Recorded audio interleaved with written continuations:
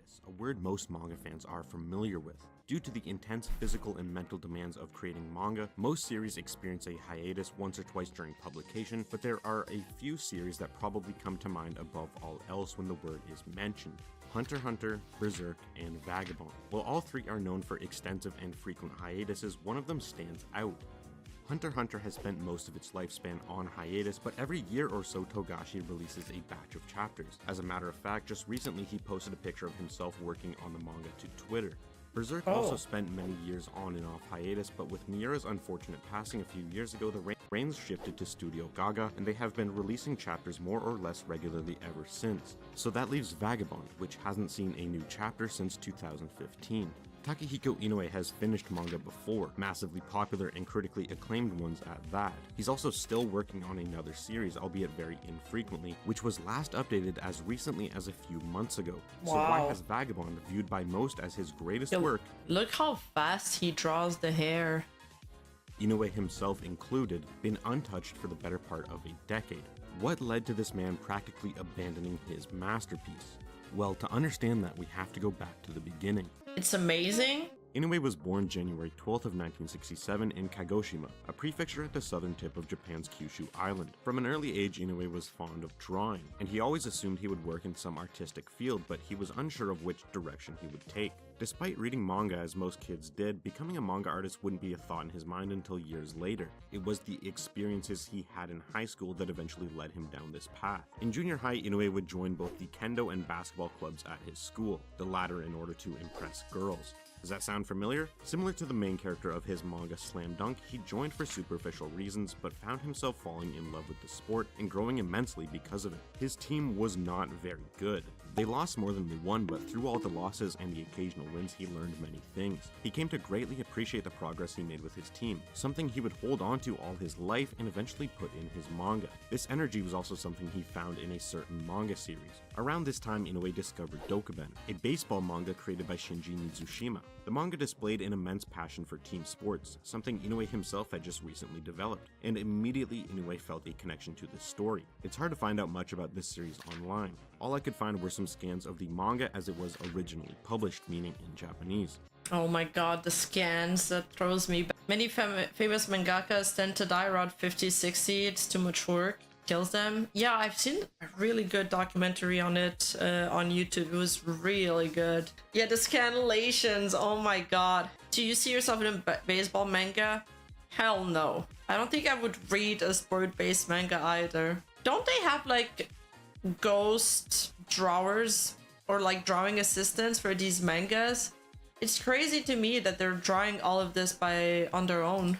But what I could make out from the illustrations was that a rough, delinquent sort of character rolls into this high school and joins a baseball team. Now pairing that with Inoue's experience in his high school basketball club, we get a pretty vivid picture of how Slam Dunk was formed, though it would be quite some time before that would happen. Inoue's discovery of Dokuben is almost certainly what set him down the path of becoming a manga artist. It came at the perfect time, a transitional period where he was unsure of the direction he wanted to take with his life. At the end of his senior year in high school, Inoue came to an impasse. He desperately wanted to become an artist, but he felt his skills weren't at a high enough level to pursue fine arts in university. This is a bit ironic looking back because Inoue has some of the most stunning, picturesque art in the medium, but back then it was a different story. That style is something he would develop after years of experience. Instead of taking any formal art training save for a prep school course in the summer of his senior year, Inoue went to Kumamoto University to study literature.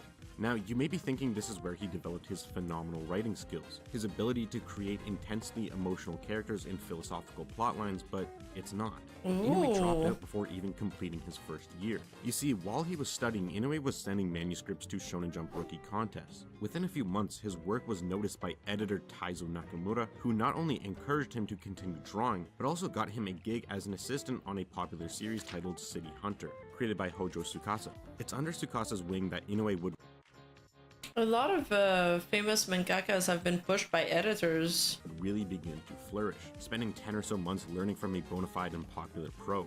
The following year, 1988, Inoue would submit a one-shot titled K-Day Purple to Shueisha for the semi-annual Tezuka contest, and he'd go on to win the grand prize. This award is a massive step for manga artists, and it served to launch the careers of many of the most successful creators the medium has ever seen. Yoshihiro Togashi, Takeshi Obata, Masanori Morita, Hiroyuki Takei, and of course Inoue himself. Needless to say, the award itself was a huge milestone for Inoue, but the work he submitted was equally as, if not more, important. Wait, Shaman King? Hold up. I used to go to the library to read Shaman King. Whatever happened to that manga? Did I even finish that? I don't think I ever finished it. Yo, I gotta go back and read it. It ended? It recently got an anime reboot and it...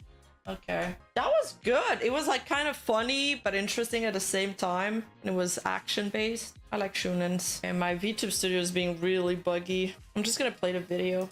Sports manga have always been popular, but prior to K-Day Purple, there had never been one about basketball, Inoue's most cherished sport. With the major success of the one-shot, Inoue was ready to take on a serialization. Taking all he had learned and using the knowledge that a basketball manga would do well, Inoue began working on Chameleon Jail. I'll bet you thought I was going to say Slam Dunk, and honestly I was a bit shocked to learn of this series too, but Slam Dunk wouldn't start until the following year. Inoue worked as the illustrator alongside Kazuhiko. In 1990, Inoue began Slam Dunk.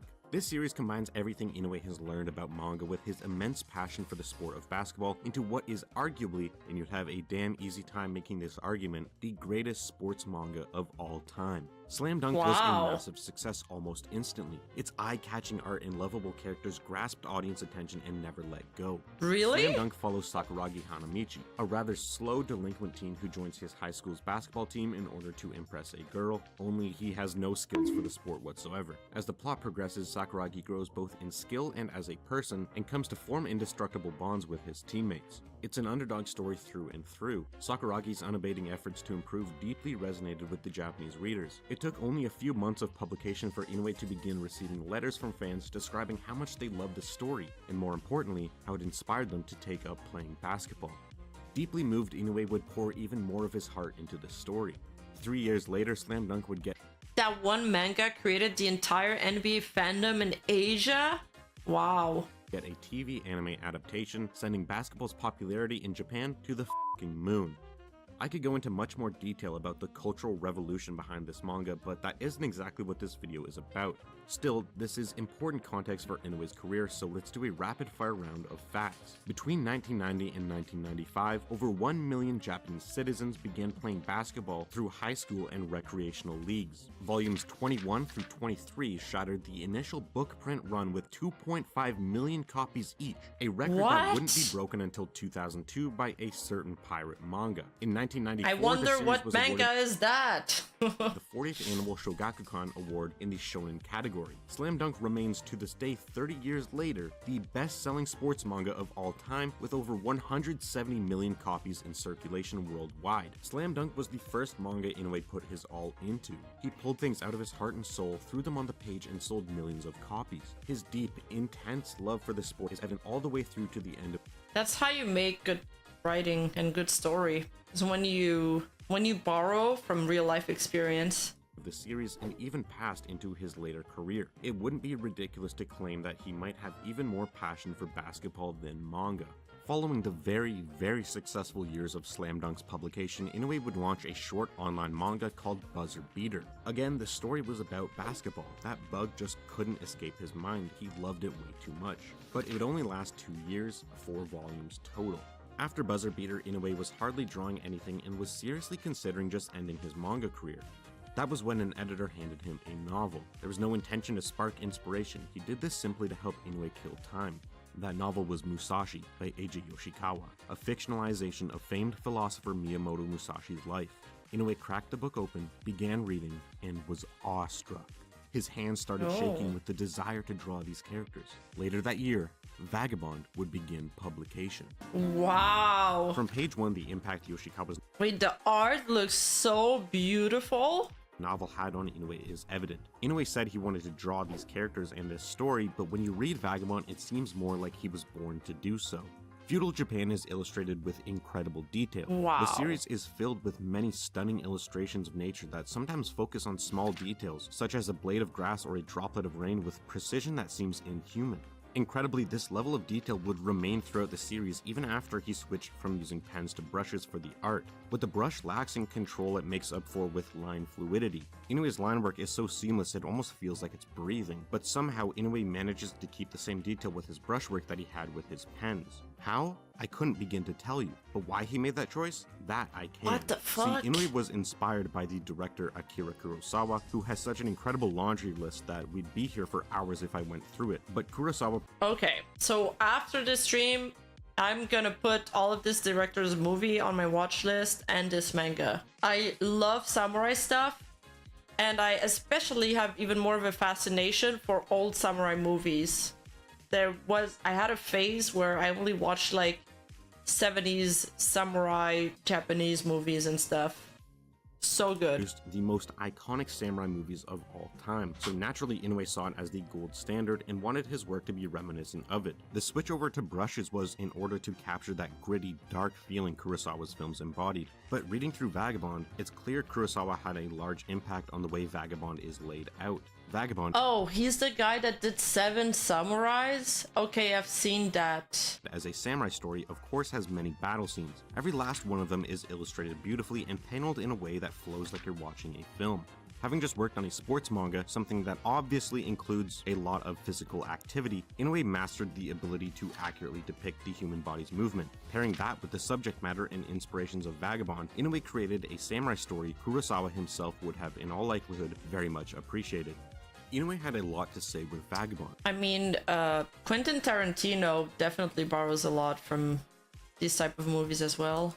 He wanted to cover more complex concepts such as life and death and the human condition, but he also felt that the Japanese people had lost touch with their history. He himself certainly had, so he hoped that he could spark some interest in it through Vagabond. Well, that he certainly did. Vagabond was a massive success. In the year 2000, he won the grand prize at the 4th Japan Media Arts Festival. Later that year, Vagabond won the 24th Annual Kodansha Manga Award in the general category. 2 years after that, Vagabond won Inoue the grand prize of the 6th Tezuka Osamu Cultural Award, which is one of the most, if not the most, prestigious award in manga.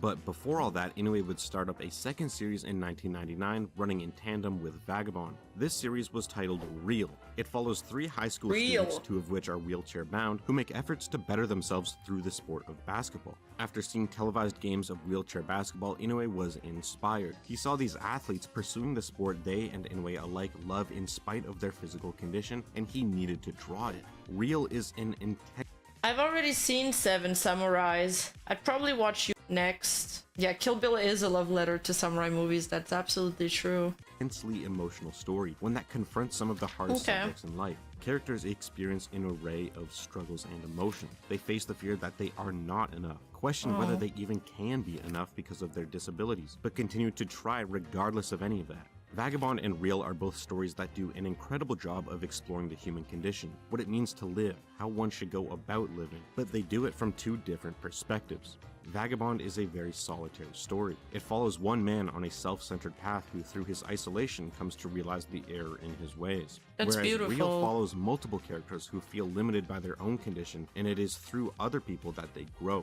This is speculation, but with what we know about Inoue's life, how he values team sports and the bonds formed from them, it seems likely that Real's way of addressing these topics was more personal and approachable to Inoue. There's also no denying Inoue's love for basketball as a sport. Regardless, both series would continue to be massively successful, winning awards and selling millions of copies, neatly coexisting for over a decade, but I think we all know where this is going. In April of 2009, Inoue was interviewed by Japanese newspaper Nihon Ippon Shimbun. That was very hard to pronounce for me. At this time, both Real and Vagabond were being regularly and successfully published. Inoue tells the interviewer that he suspects Vagabond will end in a year or 2, though he wasn't exactly sure of how it would end. He was certain that the pieces of his story were taking their final positions. The next year, 2010, Inoue reaffirms what he said in the interview, but that summer, Inoue falls ill and both his series... He doesn't know how it ends? Shouldn't you know how your book ends before you even start writing? What if you need to do a loop of some kind? Go on hiatus. In October, he holds another interview where he states his health is much better and speaks on the state of Vagabond. But you must feel the desire to draw manga though, right? Vagabond in particular. The interviewer asks. I'd reached a point where I wasn't even sure of that. I became unsure of where I was heading, couldn't even remember where I'd started from in the first place. That's how busy I was. I was stuck doing the work for external factors for so long that I'd forgotten to look inside myself. Inoue responds. He then adds, well, if you don't know, if you don't have a plan for your book, then it's never gonna be, like, the ending's never gonna be incredible, right? Because everything in your book should lead to the ending, and you need to do foreshadowing, you need to do, you know, similarities. There's a lot of things that you're gonna refer at the end of the book that are gonna have to happen throughout the book. With serial work, it's very common for the author to drift before setting an ending goal. Yeah. No, I know that a lot of authors don't work like that, but I feel like that's always the one that struggle with ending their books. Speaking in terms of what I want to do, as I said before, Mangas I really don't different. at all have the urge to work on it right now. But I do know that if I don't work like Game of Thrones. Like, this is exactly the problem with Game of Thrones, which is why I'm saying this now. Sometimes you get rings of power. Yeah. If you're a good writer, the evolution of characters and storyline can create a great ending. Yeah, but you can accidentally create a great ending, but if you want to maximize your chance, you should probably have like a loose idea of how it's gonna end. On it, I'll be in trouble. Game of Thrones has other problems. No, like his problem with with Song of Ice and Power is that he's losing track of his plot. The way he tells a story is through many different perspectives and many different narrators, and I think he's getting a little lost with all the different narratives down the road, and that's basically what was keeping me going until I went on hiatus. I don't think that's a good way of going about it. My hope is to stay away from Vagabond until all those unnecessary worries and emotions are gone, and I'm ready to draw it because I want to draw it. I'm not sure if I'll be allowed to wait that long though. December. Yeah, exactly. That's a better way to summarize what I was saying. For Game of Thrones, Martin really made it bigger than needed. Yeah, that's what happens when mangas go on for too long. The authors forget what the main points were. They do, but the editors will extend the length by 10 times if the manga gains popularity. You mean so they have to deviate? Yeah, okay. Of 2010, Real resumes publication. Vagabond stays on hiatus. Just playing devil's advocate, you also don't want to force an ending into a story when the pre-ending elements don't really lead into it. Exactly, that's why you shouldn't improv your ending. That's everything in your book should work together seamlessly. That's why you need a plan. A loose plan, at least. Inoue posts to his blog saying Vagabond will stay on hiatus until he regains enthusiasm for the series. When asked why that is the case and if working on 2 series is so different, Inoue responds, totally different. With Real, I almost never worry about trying to do something completely original or express things stylishly, or at least I don't in terms of the artwork anyway. Vagabond is where I try to do new things with the art and draw the best that I can. So in that sense, drawing is pure enjoyment, whereas Real is me drawing squarely within my... Like, imagine... Okay, can somebody look up if the guy that made Attack on Titan didn't think of the ending and made it up as he went? Like, that's the kind of book I feel like you need to know what your end goal is when the whole book is like a mystery about what's going on. The Hunter x Hunter author mentioned earlier for X, his shonen masterpiece Yu Yu Hakusho has disjointed beginning and abrupt broken ending. That sucks. I'm nitpicking on them authors. Listen, I don't know why I can't pronounce it properly. I've tried. Yeah, he needed to know what was in the basement. And normal capabilities. It's like I've got 2 different modes. The process is almost like cooking with Real. Vagabond is something more personal. There's no formula. It feels like I'm making something that's not quite manga. Vagabond is almost something like running around a mountain or swimming in a river, and that there are no rules, but I have to use everything I have in me, in every situation, which is also what's so exhausting about it. I've been putting a ton of effort into the whole manga process for Real lately, and I've rediscovered a joy in it that Vagabond never gave me. The joy of manga, and being a professional manga artist. It must be how everyone else feels when they're drawing manga. Okay. Inoue seems to see... It's really poetic, but it also sounds like it's very taxing mentally and emotionally. AOT, that we're all supposed to die in the basement?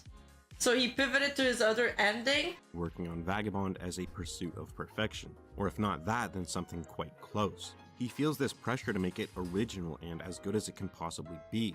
After recovering from an illness, he had no motivation to work on Vagabond because of that self-imposed pressure, but with Real he felt he could just enjoy drawing manga. It came to him easier, and I think that the content of the story, being basketball, improving oneself through an activity, not only felt more comfortable with Inoue's interests, but with where he was at creatively. He was trying to learn to enjoy drawing manga again, to improve his approach to working on his manga just like his characters in Real. Vagabond would remain on hiatus until March of 2012 with the release of Chapter 301. All the while, Real would continue its publication with a new chapter every month or so. It wasn't a completely regular schedule, but it was being published nonetheless. When Vagabond returned in 2012, it stayed until 2014, releasing nearly 3 full volumes worth of chapters. In February of 2014, following the release of Chapter 322, Inoue announced the series would be going on a 4-month hiatus for research purposes. That hiatus lasted nearly a year. In January of 2015, Inoue released Chapter 323. In February, 324, March 325, April 326, May 327, and that was the final chapter ever released. At this point, Real also began a long hiatus. No chapter was seen until 2019, and that year saw only 3. Chapters 85 through 93 of Real were published between 2019 and 2021. Chapter 9 was published earlier this year. Inoue's manga all saw great success. He loved the stories he created, so why? I think it's before you start a project, the expectations, the everything, especially if he's putting so much of himself into everything and they're so incredibly detailed, it's like it becomes a monumental task to just do one chapter. I think what you said only applies to plot-driven story. You don't have to plan out everything with character-driven story. Yeah, that's interesting. Could agree with that. Hard to say why someone does or doesn't do something when you're not that person, but what isn't hard to say is that writing is hard. Writing good stuff is, anyway. Anyone can write some schlock and ship it off to publishers, but that isn't what Inoue has been working with. In his hands, Inoue has a masterpiece. It's clear he holds Vagabond with an extreme level of reverence in his mind, and when both a wide audience and you yourself view the thing you've created as an important piece of art, the pressure is just unimaginable. Based on what he has said, it's clear Inoue refuses to continue Vagabond unless what he creates is absolutely perfect. An ideal that is made all the more hard to obtain by the pressure he puts on himself. One that is also exacerbated by the expectations of millions of fans waiting around the world. An expectation that increases as every single day passes. For Inoue, it is easier to fall back on Real, a story that does not have those personal and worldwide expectations on it, a story he actually enjoys writing, not doing so under the ever-present shadow of perfection like he has to with Vagabond. As consumers, it's easy for us to sit in our lazy boy recliners and complain about the lazy writer. Just draw the manga already, just write Winds of Winter, George. Just get to it, what's the deal? But what we don't see and what we don't understand are the years of effort, blood, sweat, tears, pain, research, dedication that went into building these stories up to how well regarded they are now, and how the fear of not being able to conclude all that in a satisfying way, not even for the readers but for the sake of the art, for the story itself, is crippling. No amount of reassurance from fans or editors or whoever is going to change the fact that if Inoue isn't 100% satisfied with every last panel, every last line he draws, he is going to regret it for the rest of his life. To you, that might seem a bit overkill, but to him, to anyone who puts their soul into something, that is the bare minimum, and anything less would be a complete disgrace. So to answer the question I asked at the beginning, why did Inoue practically abandon Vagabond? Well, because perfecting your life's work, something many people consider a masterpiece, is the most frightening and daunting task a creative mind can face. It's not pathetic to be afraid in the face of that, nor should he be condemned for it. All artists and writers are people too. That fact doesn't... I used to have that problem a lot. When I created stuff, I would always overcomplicate things. I always wanted my projects to be monumental tasks. And what happened is that I would give up after a while. It was impossible to finish them. And thankfully I've found ways to be able to create and force my creativity. I found routines and some tips and tricks and hacks that help me. But when it comes to writing a script, at least, you know, sometimes you're just staring at a blank space or you're putting it off to later because you procrastinate, but it's not because you're lazy, it's just because the task of starting is so daunting. What am I gonna say? But it really just starts with segmenting what you're gonna talk about. I'm gonna talk about this, then I'll probably touch on that. And then as you go, once you put those few words on it, then it's gonna start flowing, and then you can add bits there, move things around. This doesn't really work. You change things around. You're gonna end that way. Sure, you know, what methods do you use to help push through? It depends. For writing, it's really like I try to structure my text, and the more structure it is, the easier it is. And the easier it is for you to write, the more you're gonna want to do it. Because if it's complicated, you're gonna be like, I don't feel like doing it.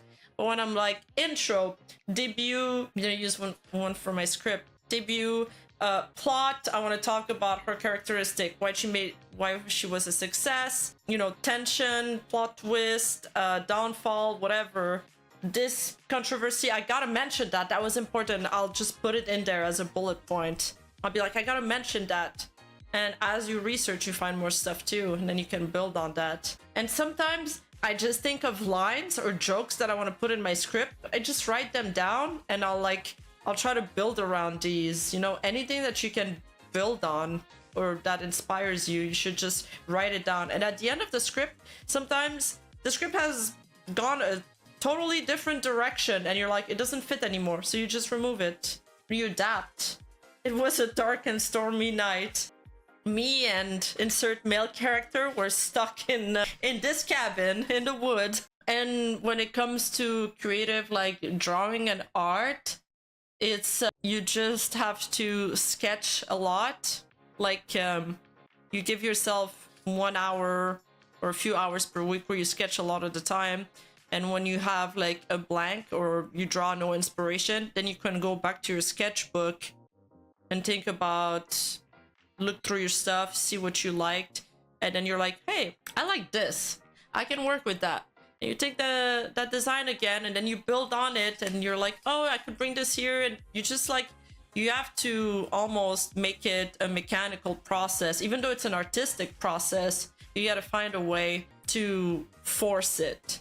Because if you just rely on you know, when inspiration comes, I'll start writing. When inspiration comes, I'll start drawing. Okay, but if it's your job, you don't have that luxury. You gotta do it every single day. Doesn't change just because they reach some literary pinnacle. They don't suddenly become writing gods capable of overcoming monumental things the average person could not. Inoue is still that same kid, fresh out of high school, afraid his skills aren't good enough to pursue what he wants to do. He's also that same kid that experienced many of his happiest moments of his life on his high school basketball court. Basketball is possibly his biggest passion, and he has a deeply personal ongoing work about it to fall back on when he feels incapable of drawing Vagabond. And that's fine. Does that mean Vagabond will never return? No, absolutely not, and I guess it isn't really fair to say he abandoned it, though that makes for quite the catching title. Last year, with the release of the new Slam Dunk movie, Inoue did an interview in which he commented on the state of Vagabond. What he said is that he fully intends to return to the series and in the near future too. Whether that means a year, 2, 5, nobody can tell, but not all hope is lost. He hasn't just given up completely, but he has wavered under the immense pressure that comes with creating such a piece of work, which is a very normal human thing to do. So as fans, we should eagerly await the manga's return while showing some compassion for the person behind it. That guy is a real artist. He looks kind of awesome, not gonna lie. I have a lot of respect for these mangakas. You start writing about the characters first? Ooh, that's the problem That's the part I have the most trouble with.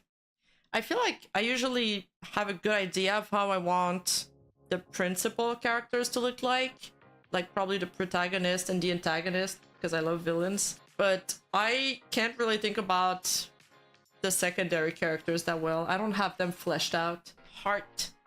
I start drawing the eyeballs. Sometimes you just gotta empty your mind to be able to do something. What do you guys think this video is about? Which mangaka is he? The tragic story of a manga's greatest genius? Can we just pay our manga artists like better and people that work in the anime industry better? I feel like they're all overworked.